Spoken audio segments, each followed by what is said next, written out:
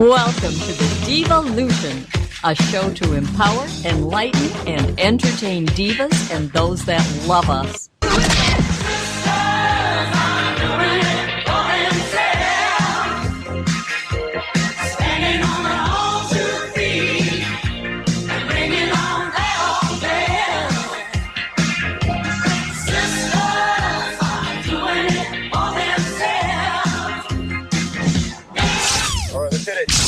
Stand by.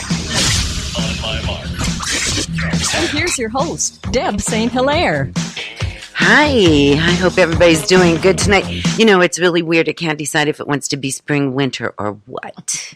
We've experienced several seasons in the last couple of weeks.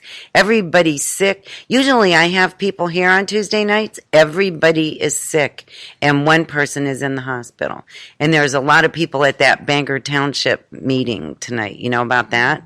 No. Yeah, they some people that live in Bangor Township found behind their houses there was supposed to be land dedicated to a park. Years ago it was dedicated to be a park, and they found dredgings on it. And so they had it tested, and there was not such good stuff in the dredgings. So tonight they're having the meeting, and all that's going to be exposed. So I'm kind of anxious to hear about that. But anyway, they can do their thing, and we'll do ours. And ours is much better, I promise you that. Because we're drinking wine, and we're talking girl talk. And I'm here in the studio with three delightful young women. And I'm going to have each of them introduce themselves. And we're going to start with you, okay? Okay. And tell us who you are, what you do, and why you're here. All right. My name is Jessica McWhorter. I co-own a small business in downtown Bay City, but I'm here because I'm on the board of the Bay City Cooperative Market. What small business do you own? Electric Kitsch, the record store. And that's right down the street It here. is. We're practically neighbors. How's business? It's very good. Good. It's exciting times. It's really cute, too. Thank you. Really cute store. Good. Thank you for being here. Thank you for having me. And who are you, pray tell? Hi, my name is Krista Schubert. I am, by day, I am a French and Spanish teacher at Handy Middle School. I am also on the Bay City Cooperative Market Board with Jessica. Very good. And who are you? I am Rachel Berger. I'm from Bay City. My husband and I live here, and I work far out in the thumb. I work for Coca-Cola as a Coke rep. I just go around to different accounts and sell the stuff. The kind you drink, not the kind that you don't want to partake in. But I am here because we're actually going to be promoting an event that I am sponsoring. It's a fundraiser event for a young woman that I met several years ago.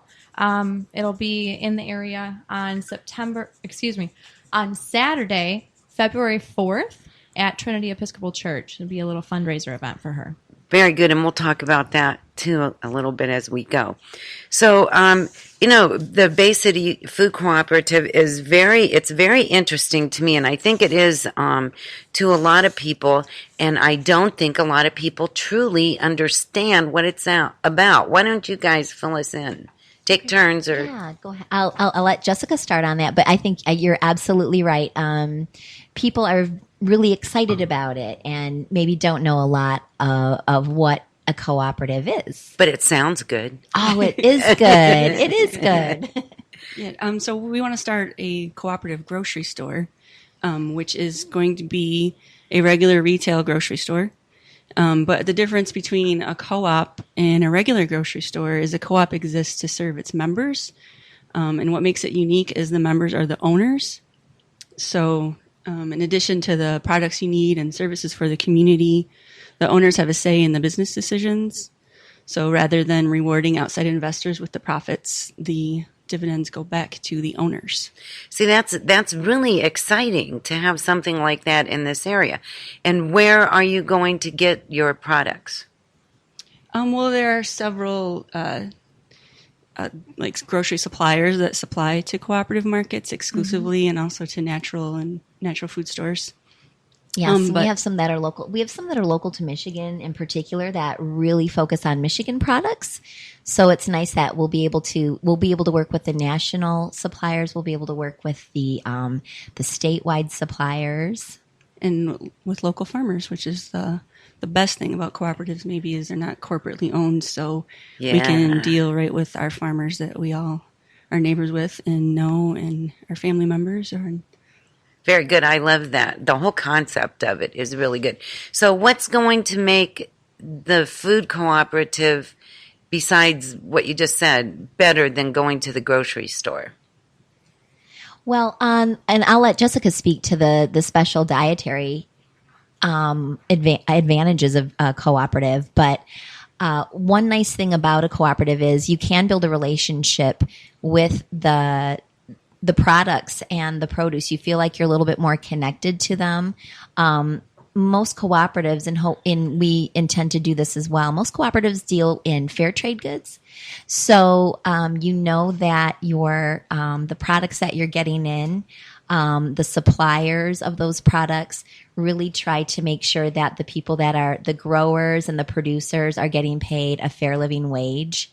And that they're without a middleman.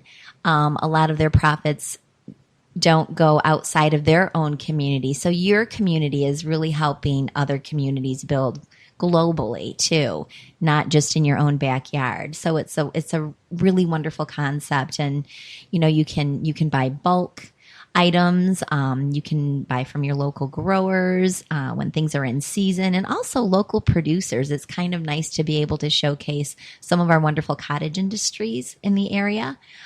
We have wonderful producers of honey that are local, great coffee, wonderful salsa, all sorts of different products that, we would be really able to showcase. And among other things, if you have special dietary needs, and I'll let Jessica speak to that.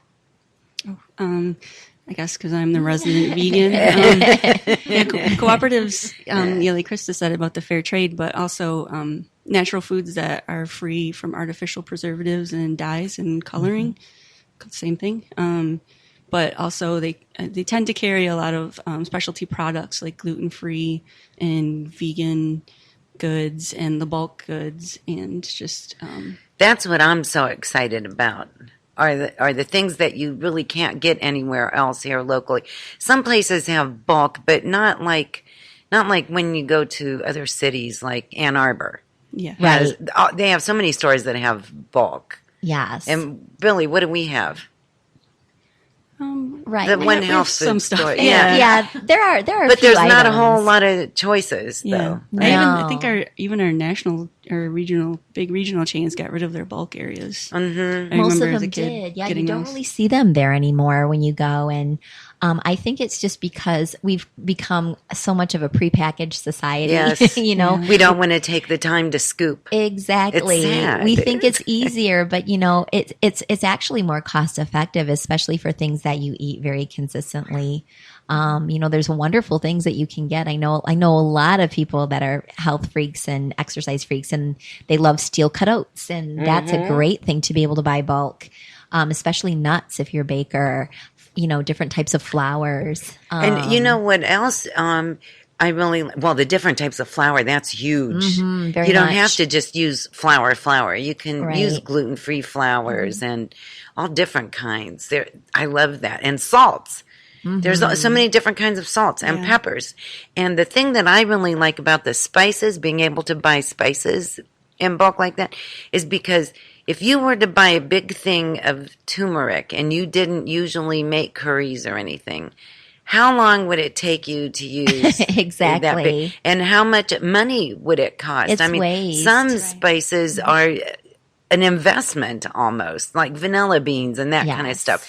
And if you just buy a little bit for what you need right now, you can afford it. You don't sure. have. And then it's so- fresh when you go to use it. Right, exactly. It's a nice benefit of it. And, too, co-ops really try to promote leaving less of a carbon footprint as well. Really encouraging bringing your own bags and your own packaging items. Oh, I thought and things maybe like we had to that. take our shoes off at the door.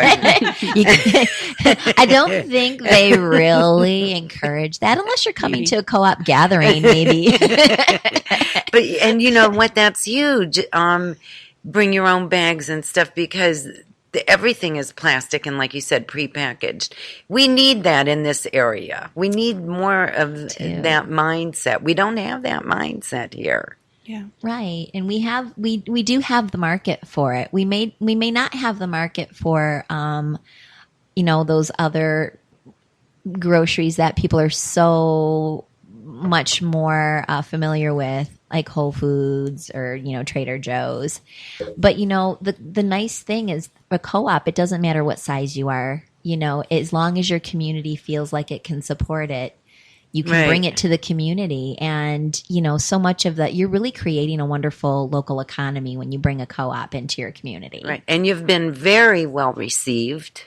Yeah, people seem to be very excited about it. We're excited about it. I wish we could open tomorrow. Yes. So what is your timeline? Do you have a timeline? We do. Our timeline is not a traditional timeline in the sense that, we want to be done by September 1st of year. What we really rely on are ownership goals and the number of owners that we're able to generate. Ownership does represent shares or capital for us.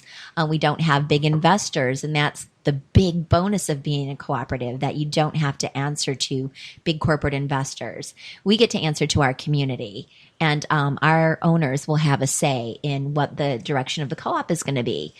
So we really are looking for different goals by the number of owners that we're going to have, and we do have a goal line rather than a timeline per se, what we can accomplish with so many owners. And where are we right now? At right now we have 81 owners currently. 81 owners, and we really just started doing our owner drive the beginning of the summer, at the end of more like spring, summer. So we're very excited about where we're going with it. We've already accomplished 2 of the goals on our goal line, and we've incorporated. We're officially a cooperative. We're officially a business. And we already did a marketing study to make sure that this is something that our community, the Bay City community, Bay County, can sustain. And we've learned that, it is something that we can sustain. Yeah. So our next goal is we really would love to hit for 200 owners so that we can just do a great big blitz countywide to say that, for our owners to be able to say, hey, I'm an owner of the co-op, you should look into this. You should, see what this could mean for you, and see how many people that we can generate. So. And do you have printed materials about is that what's over there that I have? Yes. Thank you for putting that out, by the way. You're very welcome. It. So if you want more information besides getting hold of these 2 lovely ladies, you can stop by here and get a flyer. And I imagine it has all the information that they would need. And, to belong to the co-op as a board member, the initial investment is $200. Is that correct? Yeah, that's really what it takes. And what we want to make sure that we make the distinction is that we don't want people to think that it's $200 a year. For example, that's a lifetime ownership share. So once you invest that's your ownership. That's your share. Where else can you do that? Something like this that's helping the community, it's helping yourself, it's helping your family. For sure. For $200. Yeah, you're investing in your own health. Right. And if I'm not mistaken, I read somewhere, and if I am mistaken, tell me I am, that now you are actually taking payments. Is that correct? Mm-hmm. That's correct. How much are the payments? It's $20 a month. Wow, for 10 months. Yes. See how quick I did that math? And it is through PayPal, so there's a small fee, Sweet. but it's pretty minimal. So I'd like you to share that with us. Don't forget before we absolutely. go off air tonight, because that's For sure. something for people to know. Because understandably, you don't always have $200 laying around, but if you do have 20, if you don't have your Starbucks coffee for a couple weeks, you can do that. And it's nice because it's 10 payments, then you're done, and immediately when you pay that first payment, you are an owner of the co-op. Very good. Very good. So whose idea was this? Oh my gosh. Well, it started with a group in Bay City. Jessica really was the pioneer, one of the pioneer members, founders of that group. Yeah, am I allowed to name drop